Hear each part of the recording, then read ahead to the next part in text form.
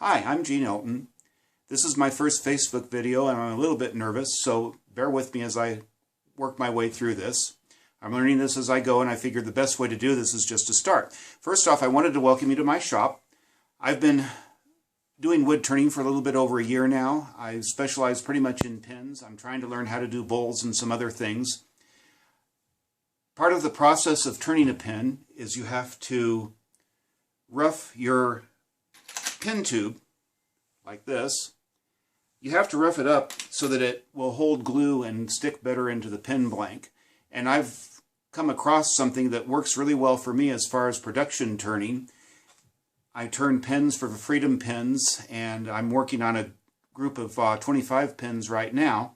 And I wanted to share this with some other pin turners, and maybe this has come up before, but I haven't seen a video about it yet. So I'm going to turn my camera down to my lathe so you can see what I'm doing. Okay, so here we are looking down on my lathe. One thing other that you need to do with pin tubes is at some point you need to be able to clean out glue and stuff that gets inside them. And what a lot of instructors have suggested is you go to a sporting goods store like Big 5 and buy a gun cleaning kit.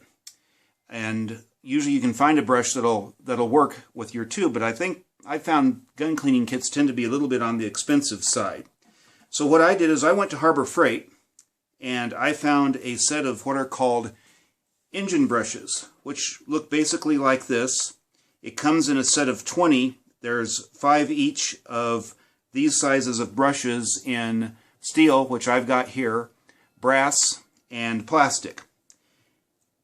They work really good for cleaning the inside of the tubes. Usually between the 5 sizes you'll find something that'll fit most of the tubes. But I found another use for them as I've been working cleaning tubes up the last year or so. And what I do is I mount the brush in my lathe chuck like that. Again, this is really good for when you're doing production work. So we'll put that in there and tighten it up. And I have my tube here. I'm going to turn my lathe on. And really it's a very simple process, because what I found is that when you put the tube on there, the brush grabs it. You can take your sandpaper and just sand it down like that. And it usually only takes a couple of tries. You grab it with a sandpaper, pull it off like that. Again, real simple. Pick up your tube, put it on, sand down and back, and pull it off. And once more. Put it on, sand it down, and it's ready to go.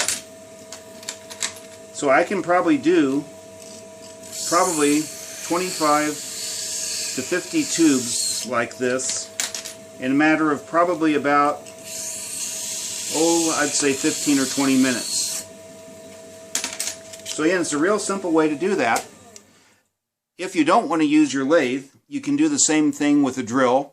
You just chuck the brush up in the drill, and it's the same thing.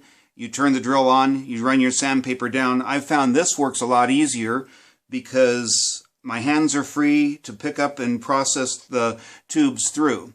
You could also, in another way, mount the brush in your drill press. Those 3 ways work really well. Best I've found is the lathe, because I can just stand here. I'm not at some awkward angle or something. It's just, again, a matter of picking up the tubes, sticking them on, running the sandpaper down and back, and you're done. And it works really, really well with production work. So I hope you enjoyed this brief video. I hope it helps you to be a little bit more efficient when you're roughing tubes. Again, you can do it with almost any diameter tube. And it just makes it a whole lot easier. So I'd like to give a shout out to Zach Higgins, who encouraged me to try to do this. This is, again, going a little bit of a stretch for me, but I hope to make more videos, and I hope that you enjoy this one. Thank you.